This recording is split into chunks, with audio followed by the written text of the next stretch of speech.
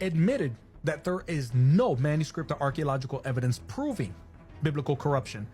Yes, we do have physical manuscript evidence showing that scribes did purposely corrupted the Bible. If we go to Bart Ehrman's book called Misquoting Jesus, he argues that some variants arose because scribes found certain portrayals of Jesus troubling, confusing, or inconsistent with later theological expectations of Jesus, and therefore modified the wording to make the text easier to understand or defend.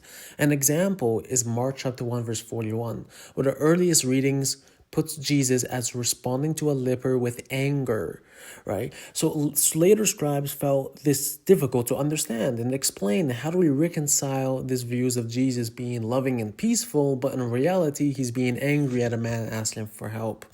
So as a result, the text was altered in many manuscripts to state that Jesus felt compassion instead of anger. So this proves that scribes modified and corrupted the text. Now, one person may claim, well, hey, we have the reading where Jesus was angry, so we can trace back to the original reading. Wouldn't that not prove corruption?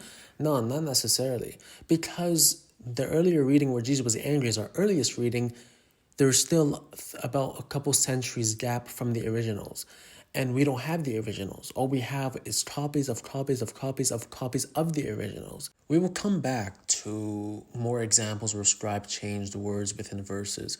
But now we're going to go talk about full-on books and letters that were forged and written by scribes in the name of other authors. According to the consensus of New Testament scholarship, 2 Peter was forged by a scribe in the name of Peter. So imagine fabricating a letter and ascribing it to apostles like Peter.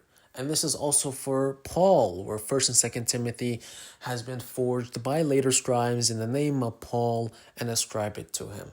Now, because 1st and 2nd Timothy has been forged in the name of Paul, and those were the letters which say that women should remain silent, the verse in Corinthians were added in by the same scribes to harmonize in Corinthians and in Timothy. I think this answers the Christian's claim that where is the evidence that the Bible has been corrupted? I think scribes changing words within verses and adding whole verses and adding whole letters into the New Testament canon, I think that's pretty much evidence for corruption of the Bible. Assalamu alaikum wa rahmatullahi wa barakatuh.